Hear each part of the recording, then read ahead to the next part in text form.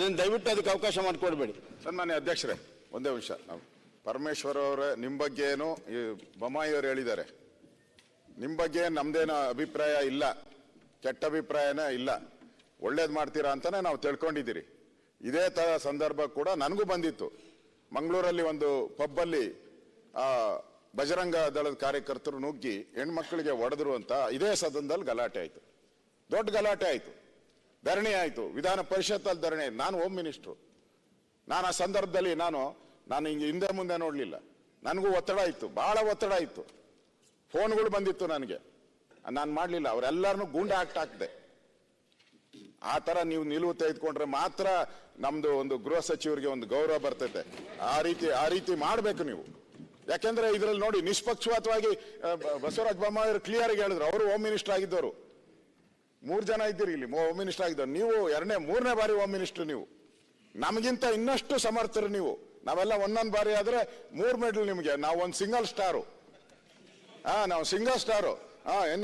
Single star ಅಂದ್ರೆ sub inspector, ASI, ನೀವು circle inspector, ನೀವು ಸರ್ಕಲ್. ನಿಮ್ಮಿಂದ ನ್ಯಾಯ ನಾವು ಕೇಳ್ತೀರಿ. ನೋಡಿ, ಇಲ್ಲಿ ಸ್ಪಷ್ಟವಾಗಿ ಅವರು ಶಾಸಕರು ಯಾರೋ ದಾರಿಗೆ ಹೋಗೋರ್ ಮೇಲೆ ಹಾಕಿದ್ರು ಏನೋ ಅವ್ನಿಗೆ ನೋಡಿಲ್ಲಪ್ಪ, ಶಾಸಕ ಪರಿಚಯ ಇರೋರು. ಮಾಹಿತಿ ತಗೊಳಕೇನು, ಶಾಸಕನ ಮಾಹಿತಿ ತಗೊಳಕ್ಕೆ 5 ನಿಮಿಷದ ಕೆಲಸ. ಮತ್ತೆ ಆ ಶಾಲೆಯವರು ಅಪರಾಧಿ ಅಂತ ಸಸ್ಪೆಂಡ್ ಮಾಡಿರೋದು. ಅಪರಾಧಿ ಅಂತ ಸಸ್ಪೆಂಡ್ ಮಾಡಿದ್ಮೇಲೆ ಮತ್ತೆ ನೀವು ಸರ್ಕಾರ ಅವ್ರಿಗೆ ಬಹುಮಾನ ಕ್ಲೀನ್ ಚಿಟ್ ಕೊಟ್ಟು ಅವ್ರೇನು ಮಾಡಿಲ್ಲ ಅಂತ ನಾನು ಹೇಳಿದೆ ಸ್ಪೀಕರ್ ಅವ್ರಿಗೆ. ನಾನೇ ನೋಡಿದ್ದೀನಿ, ಎಲ್ಲಾ ಚಾನಲ್ಲೂ ನಾನೇ ನೋಡಿದ್ದೀನಿ. ಒಬ್ಬರು ಮಕ್ಕಳಲ್ಲ, 10 ಜನ ಮಕ್ಕಳು ಮಾತಾಡಿದ್ದಾರೆ. ಮಕ್ಕಳು ದೇವ್ರ ಸಮಾನ, ಮಕ್ಕಳು ದೇವ್ರ ಸಮಾನ. ಅದರಿಂದ ಸಸ್ಪೆಂಡ್ ಆದ್ಮೇಲೆ ಏನೇನು ಒತ್ತಡಗಳು, ಏನೇನು ಫೋನ್ ಬಂತೋ ಅದಕ್ಕೆ ನೀವು ದಯವಿಟ್ಟು, ನನಗೂ ಫೋನ್ ಬಂತು, ನಾನು ಇವತ್ತು ಹೇಳ್ಬಾರ್ದು, ಅರುಣ್ ಜೇಟ್ಲಿ ಅವರು ಇಲ್ಲ ಅವತ್ತು ಫೋನ್ ಮಾಡಿದ್ರು ನನಗೆ. Arun Jaitley don't care about anything, ಸರ್ಕಾರ ನೀವು ಹೋಮ್ ಮಿನಿಸ್ಟರ್ ಆಗಿದ್ದ ಆಕ್ಷನ್ ಅಂದ್ರು ನನಗೆ. ನಿಮಗೆ ಫೋನ್ ಬಂದವೆಲ್ಲ ನೋ ಆಕ್ಷನ್ ಅಂತ ಬಂದೈತೆ. ಅದೇ ಸಮಸ್ಯೆ ಆಗಿರೋದಿಲ್ಲ. ಅದಕ್ಕೆ ದಯವಿಟ್ಟು ಈ ತರದವ್ ನಡೀತಾ ಇರ್ತತೆ, ಬೇರೆ ಇಲಾಖೆಯಲ್ಲಿ ಮಾಡ್ಬೋದು. ನೀವು ಹೋಮ್ ಮಿನಿಸ್ಟರ್ ಆಗಿ ನೀವು ಈ ತರ ನಡ್ಕೊಂಡಾಗ ಮಾತ್ರ ನೀವು ರಿಯಲ್ ಹೋಮ್ ಮಿನಿಸ್ಟರ್. ಅದಕ್ಕೆ ಆ ತರ ರಿಯಲ್ ಹೋಮ್ ಮಿನಿಸ್ಟರ್ ನೀವು ಆಗ್ತೀರಾ ಅಂತ ತಿಳ್ಕೊಂಡಿದ್ದೀನಿ. ದಯವಿಟ್ಟು ಅವನ್ನ 1 ನಿಮಿಷ ಇಲ್ಲಿಂದಾನೆ ಫೋನ್ ಮಾಡಿ ಹೇಳ್ಬೇಕು, ಅವನ ಸಸ್ಪೆಂಡ್ ಅಂತ ಹೇಳ್ಬೇಕು. ಆಗ ಮಾತ್ರ ಒಂದು ನ್ಯಾಯ ಸಿಗಕ್ಕೆ ಸಾಧ್ಯ ಆಗ್ತದೆ. ಕಣ್ಮುಂದೆ ಇದೆ, ಇದು ಪಿಕ್ಚರ್ ಕಣ್ಮುಂದೆ ಇದೆ, ಆಚೆ ಈಚೆ ನೋಡಕ್ಕಿಲ್ಲ. ನಮ್ಮ ಶಾಸಕ ಇಲ್ಲೇ ಇದ್ದಾರೆ ಶಾಸಕ. ಅವರೇ ಹೇಳ್ತಾ ಇದ್ದಾರೆ ನಾವು ಹೋಗಿಲ್ಲ ಅಂತ, ನೀವು ಹೇಳ್ತಾ ಇದ್ದೀರಿ ಇಲ್ಲ ಅಂತ. ಇಷ್ಟಿದ್ರು ಕಣ್ಣೆದುರುಗಡೆ ಕನ್ನಡಿ ಇಟ್ಕೊಂಡು ನೀವು ಊರೆಲ್ಲ ಹುಡುಕಿದ್ರೆ ಹೇಗೆ? ದಯವಿಟ್ಟು ಕೂಡಲೇ ಅವನ್ನ ಸಸ್ಪೆಂಡ್ ಮಾಡಿ ಅಂತ ಆಗ್ರಹ ಮಾಡಿ. ಡಿಸ್ಟ್ರಿಕ್ಟ್ ಮಿನಿಸ್ಟರ್, ಆ ಸ್ಕೂಲ್ ಬಗ್ಗೆ ಖಂಡಿತವಾಗಿ ಒಂದು ಒಳ್ಳೆ ಇತಿಹಾಸ ಇರುವಂತ ಶಾಲೆನೆ. ಮತ್ತು ನಮ್ದು ಅಬ್ಜೆಕ್ಷನ್ ಇಲ್ಲ, ನಿಮಿಷ ಹೇಳ್ತೀನಿ. ಅದರಿಂದ ಅಲ್ಲಿ ಏನು ಇನ್ಸಿಡೆಂಟ್ ಆಯಿತು, ಖಂಡಿತವಾಗಿಯೂ ಅದು ಏನಾಗಿದೆ ಆ ಸತ್ಯಾಸತ್ಯತೆ ಅದು ಇನ್ವೆಸ್ಟಿಗೇಷನ್ ಮುಖಾಂತರ ಗೊತ್ತಾಗಬೇಕಾಗ್ತದೆ. ಆದ್ರೆ ಆ ಸ್ಕೂಲಿನ ಇನ್ಫ್ಯಾಕ್ಟ್ ಸ್ಕೂಲ್ ಮ್ಯಾನೇಜ್ಮೆಂಟ್ ಬಹಳ ಫೇರ್ ಆಗಿದೆ ಅಂತ ನಾನು ಹೇಳಕ್ ಇಚ್ಛೆ ಪಡ್ತೀನಿ. ಸ್ಕೂಲ್ ಮ್ಯಾನೇಜ್ಮೆಂಟ್ ಮತ್ತೆ ಅವ್ರು ಒಂದು ನಿಮಿಷ Bommai Saheb, school management is really fair ಅಂತ ನಾನು ಹೇಳಲ್ಲ. They have found in their own inquiry and they have suspended that teacher. So they are very fair. ಅಲ್ಲಿ ಪರಿಸ್ಥಿತಿ, I congratulate the school management. ಈ ಇನ್ಸಿಡೆಂಟ್ ಆಗಿ ಅಲ್ಲ, ಒಂದು ನಿಮಿಷ, ಆ ಸಸ್ಪೆನ್ಷನ್ ಆದ್ಮೇಲೆ ಆಗಿರುವಂತಹ ಡೆವಲಪ್ಮೆಂಟ್ ಪ್ರೆಷರ್ ಇಂದ ಇದೆಲ್ಲ ಆಗಿರೋದು. ಸಸ್ಪೆನ್ಷನ್ ನಮಗೂ ಗೊತ್ತಿದೆ, ಬಹಳ ನಡೆದಿದೆ. ನಮಗೂ ಗೊತ್ತಿದೆ ಯಾರ್ಯಾರು ಅದರಲ್ಲಿ ಇಂಟರ್ಫಿಯರ್ ಆಗಿದ್ದಾರೆ. ನಿಮಿಷ ಹೇಳ್ತೀನಿ, ಒಂದು ನಿಮಿಷ. ಯಾರು ಇಂಟರ್ಫಿಯರ್ ಆದ್ರು ಅಲ್ಲ, ಏನಂದ್ರೆ ಏನಾಗಿದೆ ಅಂದ್ರೆ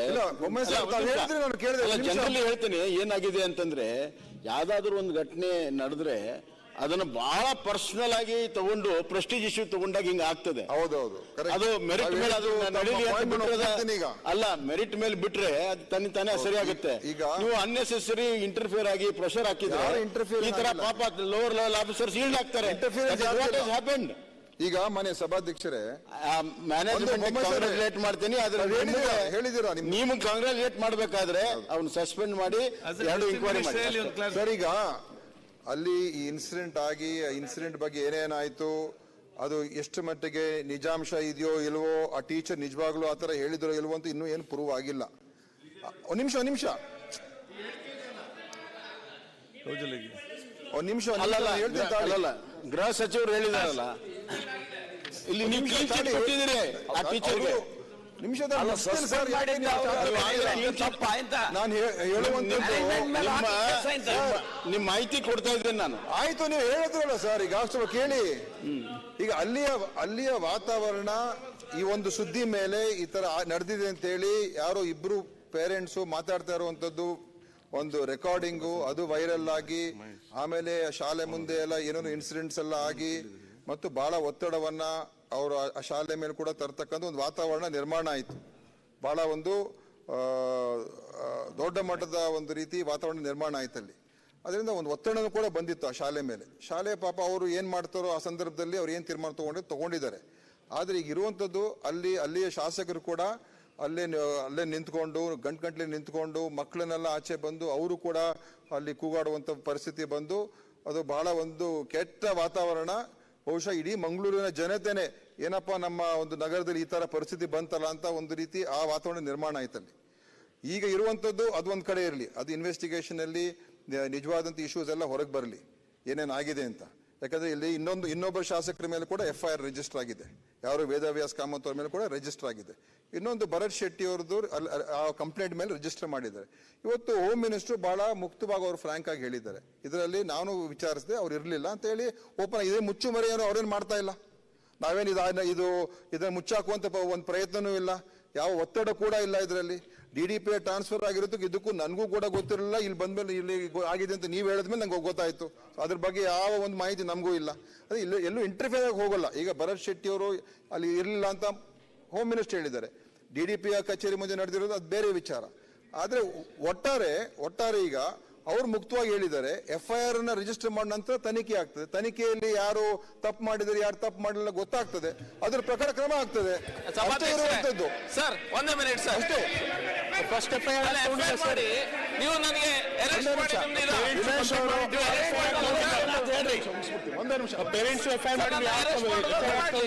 ದಿನೇಶ್ ಅವರು ನೀವು ಹೇಳಿದ್ದೆಲ್ಲ ಒಪ್ಕೊಂಡೆ.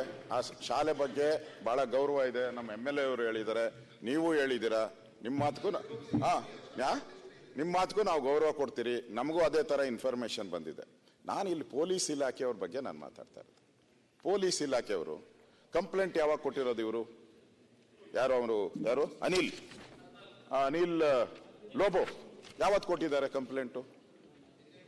ತಾನೇ ಕೊಟ್ಟಿದ್ದಾರೆ. ದಿನೇಶ್ ಅವರೇ ನಿಮ್ಗೆ ಹೇಳ್ತೀನಿ, ನೀವು ಯಾಕಂದ್ರೆ ಗೃಹ ಸಚಿವರು ಸಮರ್ಥನೆ ಬಂದಿದ್ರಲ್ಲ, ಇನ್ನೊಂದು ಕಂಪ್ಲೇಂಟು ಫೆಬ್ರವರಿ 11ನೇ ತಾರೀಕು ಕೊಟ್ಟಿದ್ದಾರೆ.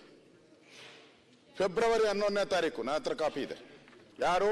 ಶರತ್ ಕುಮಾರ್ ಅಂತೇಳಿ, ವೃತ್ತ ನಿರೀಕ್ಷಕರು, ಮಂಗಳೂರು ದಕ್ಷಿಣ ಪೊಲೀಸ್ ಠಾಣೆ, ಪಾಂಡವೇಶ್ವರ, ಮಂಗಳೂರು.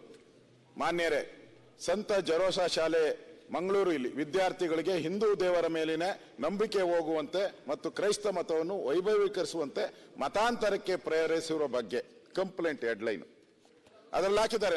ಅವರ ಹೆಸರಲ್ಲಿ ಹಾಕಿದ್ದಾರೆ, ನಾನು ಮೇಲಿನ ವಿಳಾಸದಲ್ಲಿ ವಾಸವಾಗಿದ್ದು ನನ್ನ ಮಗಳು ಈ ಶಾಲೆಯಲ್ಲಿ 7ನೇ ತರಗತಿ ಓದುತ್ತಿದ್ದಾಳೆ.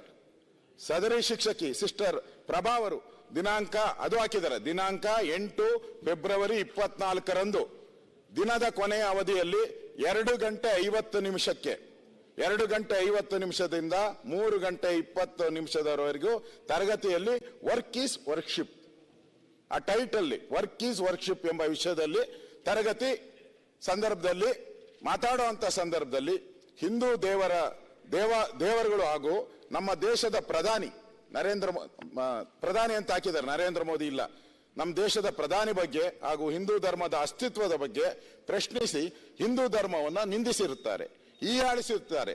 ತುಚ್ಛವಾಗಿ ಕೆಟ್ಟ ಶಬ್ದಗಳ ಪ್ರಯೋಗ ಮಾಡುವ ಮುಖಾಂತರ ಪಾಠವನ್ನು ತಪ್ಪಾಗಿ ಬೋಧಿಸಿ ಅಪ್ರಾಪ್ತ ಮಕ್ಕಳ ಮನಸ್ಸಿಗೆ ವ್ಯಕ್ತ ರೀತಿ ಭಾವನೆ ಮೂಡುವ ರೀತಿ ಬೋಧಿಸುತ್ತಾರೆ. ಹಾಗಾದ್ರೆ ತರಗತಿಯಲ್ಲಿ ನೀಡಬೇಕಾದ ಪಠ್ಯ ವಿಷಯವನ್ನು ಬಿಟ್ಟು ಹಿಂದೂ ಧರ್ಮದ ಬಗ್ಗೆ ಈ ತರ ಎಲ್ಲ ಹೇಳಿದ್ದಾರೆ. ನಾನು ಕೊನೆಗೆ ಬರ್ತೀನಿ. ಇದು ಈ ದೇಶದ ಪ್ರಧಾನಿ, ನಮ್ಮ ದೇಶದ ಪ್ರಧಾನಿ ಬಗ್ಗೆ ಅವಹೇಳನಕಾರಿ ರೀತಿಯಾಗಿ ಅಂದ್ರೆ ಗೋಧ್ರಾ ಹತ್ಯಾಕಾಂಡದ ಬಗ್ಗೆ ತಪ್ಪಾಗಿ ವ್ಯಾಖ್ಯಾನ ನೀಡಿ ಹಾಗೂ ಪ್ರಧಾನಿ ಮೋದಿಯವರ ಪ್ರೇರಣೆಯಿಂದ ಬಿಸ್ಕಾನ್ ಬಾನು ಪ್ರಕರಣ ನಡೆಸಿದ್ದಾರೆ ಹಾಗೂ ಹತ್ಯಾಕಾಂಡದ ಸುಳ್ಳು ಚಿತ್ರಣವನ್ನ ವಿಕೃತವಾಗಿ ಚಿಕ್ಕ ಮಕ್ಕಳಿಗೆ ಬೋಧಿಸಿರುತ್ತಾರೆ ಹಾಗೂ ಹಿಂದೂಗಳು ಕಲ್ಲನ್ನೇ ಪೂಜೆ ಮಾಡುವರು, ಹಿಂದೂಗಳಿಗೆ ದೇವರೇ ಇಲ್ಲ ಎಂಬಿತ್ಯಾದಿ ನಿಂದಿಸಿ ತರಗತಿ ನಡೆಸಿರುತ್ತಾರೆ. ಈ ಮೂಲಕ ಹಿಂದೂ ಧರ್ಮದ ಬಗ್ಗೆ ಅವಹೇಳನಕಾರಿಯಾಗಿ ವಿದ್ಯಾರ್ಥಿಗಳಿಗೆ ಬೋಧಿಸುತ್ತಾ ಧರ್ಮ ವಿರೋಧದ ಬಗ್ಗೆ ಜೊತೆಗೆ ರಾಷ್ಟ್ರದ್ರೋಹದ ಕೆಲಸವನ್ನು ನಡೆಸಿಕೊಂಡು ಬಂದಿರುತ್ತಾರೆಂದು ತಿಳಿದಿರುತ್ತೇನೆ. ತಮಗೆ ತಿಳಿದಿರುವಂತೆ ದಕ್ಷಿಣ ಕನ್ನಡ ಜಿಲ್ಲೆ ಕೋಮು ಸೂಕ್ಷ್ಮ ಪ್ರದೇಶವಾಗಿದ್ದು ಈ ರೀತಿ ಹಿಂದೂ ಧರ್ಮದ ವಿರೋಧಿ ಬೋಧನೆಗೆ ಇಡೀ ರಾಜ್ಯದ ಜನತೆ ಆಕ್ರೋಶವಾಗಿದ್ದು ಕೋಮು ಗಲಭೆಗೆ ಪ್ರಚೋದನೆ ನೀಡುವಂತಾಗಿದೆ. ಆದ್ದರಿಂದ ತಾವು ಈ ಬಗ್ಗೆ ಸೂಕ್ತ ತನಿಖೆ ನಡೆಸಿ ತಪ್ಪಿತಸ್ಥರ ವಿರುದ್ಧ ಹಾಗೂ ಸದರಿ ಶಿಕ್ಷಣ ಸಂಸ್ಥೆಯ ವಿರುದ್ಧ ಸೂಕ್ತ ಕಾನೂನು ಕ್ರಮ ತೆಗೆದುಕೊಳ್ಬೇಕು ಅಂತ ವಿನಂತಿಸುತ್ತೇನೆ. ಇದು ಕಂಪ್ಲೇಂಟು. ಯಾವತ್ತು? ಫೆಬ್ರವರಿ. ಅವ್ರು ಕೊಟ್ಟಿರೋದು ನೆನ್ನೆ.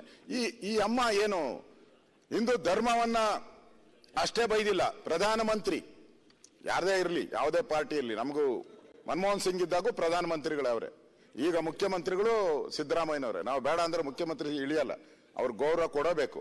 ಪ್ರಧಾನಮಂತ್ರಿಗಳ ಬಗ್ಗೆ ಮಾತಾಡೋ ಅವಶ್ಯಕತೆ ಏನೈತಾ ಅಮ್ಮನ್ಗೆ? Who are you? ಅವ್ರು ಯಾರು ಅವರು ಮಾತಾಡಕ್ಕೆ ಪ್ರಧಾನಮಂತ್ರಿ ಬಗ್ಗೆ? ಗೋತ್ರ ಗಲಾಟೆ ಇದೆ, ತನಿಖೆ ಆಗಿದೆ, ಕೋರ್ಟ್ಗಳಲ್ಲಿ ತನಿಖೆ ಆಗಿದೆ, ವಾದ ವಿವಾದಗಳಾಗಿದೆ. ಏನಾದ್ರು ಚರ್ಚೆ ಇದ್ರೆ ಅಲ್ಲಿ ಮಾಡ್ಲಿ, ಅದಕ್ಕೆ ಮಾಡಕ್ಕೆ ವೇದಿಕೆನೇ ಬೇರೆ ಇದೆ. ಅದು ಮಕ್ಕಳ ಮುಂದೆ, ಸಣ್ಣ ಮಕ್ಕಳ ಮುಂದೆ, 7ನೇ ತರಗತಿ ಮಕ್ಕಳ ಮುಂದೆ ನಿಮ್ ನರೇಂದ್ರ ಮೋದಿ ಈ ತರ ತಪ್ಪು ಕೆಲಸ ಮಾಡಿದ್ದಾರೆ ಅಂತ ಬಿಂಬಿಸೋದು, ಹಿಂದೂಗಳಿಗೆ ಕಲ್ಲು ಪೂಜೆ ಮಾಡ್ತೀರಾ ಅಂತ. ನಮ್ಮಿಷ್ಟ. ನೋಡ್ರಿ, ಕಲ್ಲಿಗಲ್ಲ, ನಾವು ಮರಕ್ಕೂ ಪೂಜೆ ಮಾಡ್ತೀರಿ. ನಮ್ಮ ಧರ್ಮದಲ್ಲಿ 3 ಕೋಟಿ ದೇವತೆಗಳಿದ್ದಾರೆ ಅಂತ. ಅಲ್ಲ, ಯಾಕೆ ಕಂಪ್ಲೇಂಟ್ ನಾ ಮಾಡಿಲ್ಲ?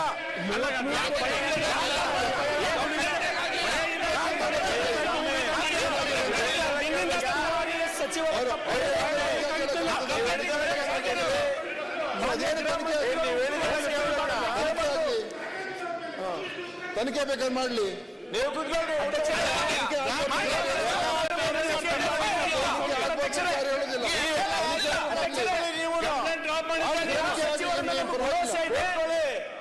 ಭರತ್ ಶೆಟ್ಟಿ ಅವರು ಇಲ್ಲ ತಗೋತಾರಂತಕ್ಕಂಥ ಭರವಸೆ ಇದೆ ನಮ್ಮ ಗೃಹ ಸಚಿವರ ಮೇಲೆ. ನೋಡಿ, ಉತ್ತರ ಕೊಡ್ಲಿಕ್ಕೆ ಒಮ್ಮೆ ಸಬೋತಿದ್ದಾರೆ. ಉತ್ತರ ಕೊಡ್ತಾರೆ, ಕೇಳಿ, ಉತ್ತರ ಕೇಳಿ ಆಮೇಲೆ ಮಾತಾಡಿ. ನೀವು ನಮಗೂ ನಂಬಿಕೆ ಇದೆ, ಗೃಹ ಸಚಿವರ ಮೇಲೆ ನಮಗೂ ನಂಬಿಕೆ ಇದೆ. ಈ ಗೃಹ ಸಚಿವರು ಉತ್ತರ ಕೊಡ್ತಾ ಇದ್ದಾರೆ, ಕುತ್ಕೊಳ್ಳಿ.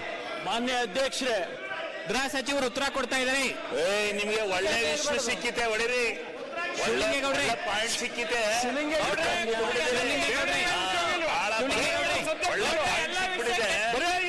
ಹರಿತಾ ಇದೀರಿ ಹಾಕೊಂಡು.